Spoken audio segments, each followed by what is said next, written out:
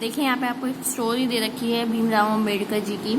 Doctor Bhimrao Ambedkar is considered the father of the Indian constitution, is one also known as the best leader of the Dalits. इसमें यही बताया जा रहा है जो भीमराव अम्बेडकर थे, इंडियन कॉन्स्टिट्यूशन जिसमें हमारे देश के रूल्स एंड रेगुलेशन लॉज दिए हुए हैं जो हम फॉलो करते हैं, उसके फादर माना जाता था भीमराव अम्बेडकर को। और ये लीडर भी थे दलित कास्ट के। Bhim Ambedkar fought for the rights of the Dalit community, उन्होंने दलित के अधिकारों के लिए लड़ाई की थी। He was born in the Mahar caste which were consider untouchable, उनका जन्म महार कास्ट में हुआ था जो कि अनटचेबल मानी जाती थी। The Mahars were poor, own no land and children born to them also had to do work their parents did. और इनके पास ज़्यादा पैसा नहीं हुआ करते थे, बहुत गरीब होते थे, ना घर रहने के लिए होती थी, ना ज़मीन होती थी। और जो इनके यहाँ बच्चे पैदा होते थे इस कास्ट में, वो वही काम करते थे जो उनके पेरेंट्स करते थे। They live in spaces outside the main village and were not allowed in the village. मतलब ये बताया जा रहा है कि गाँव के दूर इनको रहने के लिए दिया जाता था कि तुम लोग गाँव में नहीं आ सकते, इन्हें परमिशन नहीं दी थी। Dr. Rao Ambedkar was the first person from his caste who completed his college education and went to England to become a lawyer. बताया जा रहा है कि जो भीमराव अम्बेडकर जी थे वो सबसे पहले इंसान थे अपनी कास्ट के, मतलब मेहर कास्ट के, कि उन्होंने अपनी पढ़ाई पूरी की थी और वो इंग्लैंड भी गए थे लॉयर बनने के लिए। He encourage Dalit to send their children to schools and college, उन्होंने प्रोत्साहन किया, इंकरेज किया दलित कास्ट के लोगों को कि वो भी अपने बच्चों को स्कूल और कॉलेज भेजें। He also urge Dalit to take on different kinds of government jobs in order to move out of the caste system.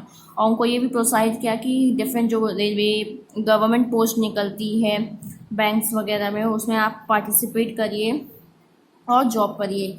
He led many efforts of Dalit to gain entry into temple, वो दलित को temple में भी entry दिलाने के लिए लड़ाई किए थे। Later in the life he converted to Buddhism in his search for a religion that treated all members equally.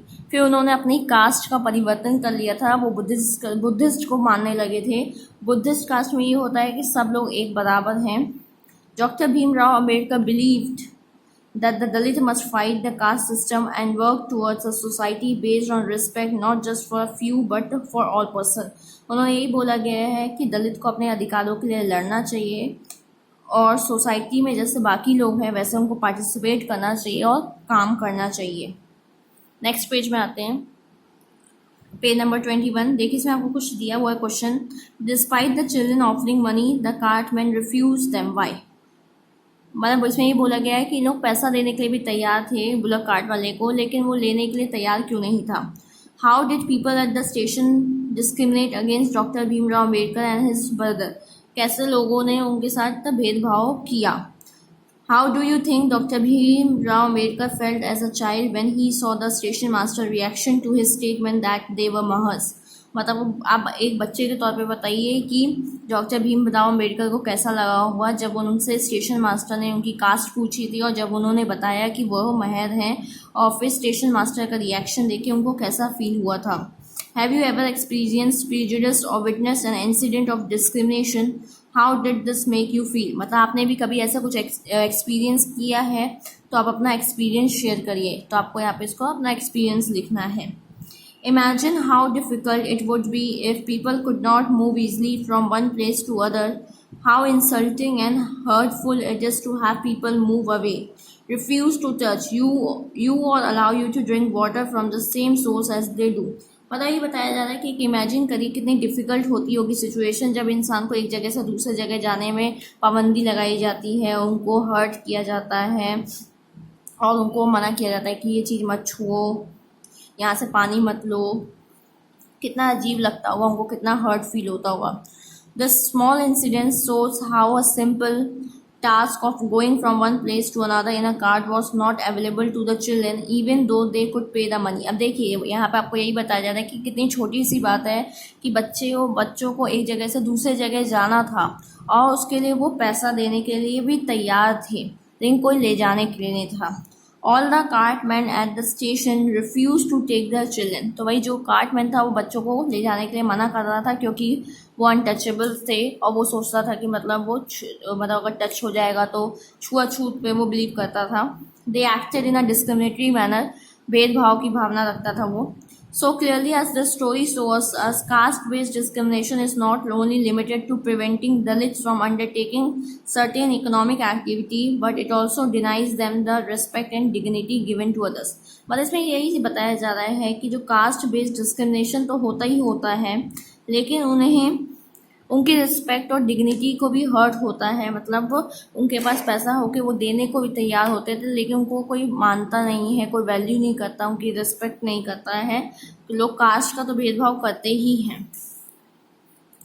चलिए अब इस साइड आते हैं। In addition to the lower caste being discriminated against, there are also various other communities that are subject to discrimination. वही बताया जा रहा है कि लोअर कास्ट तो डिस्क्रिमिनेट होती ही है, और भी कोई कोई कास्ट होती है जो डिस्क्रिमिनेशन फेस करती है। Can you think of a few other examples of discrimination?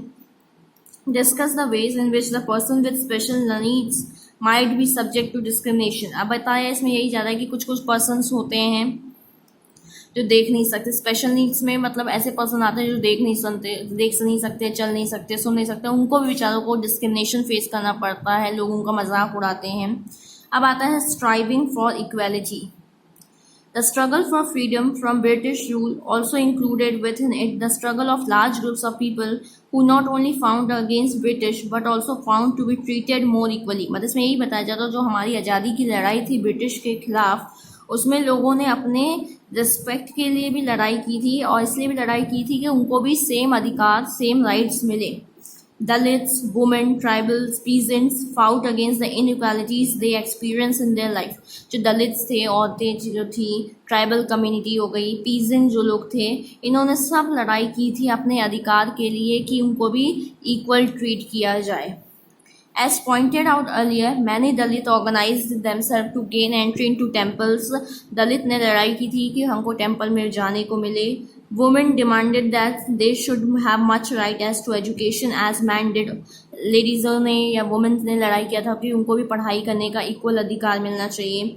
Peasants and tribal fought to release themselves from the gaps of money lender and high interest they were charged। जो peasants होते हैं और tribals होते हैं वो उससे लड़ाई किए थे कि जो मनी लेंडर होते थे, जो लोग पैसा जमींदार हुआ करते, साहूकार होते थे, वो उनसे बहुत ज़्यादा पैसा इंटरेस्ट चार्ज करते थे और उनकी फिर ज़मीन वगैरह हड़प लेते थे, तो वो उन्होंने उस चीज़ के लिए भी लड़ाई की थी।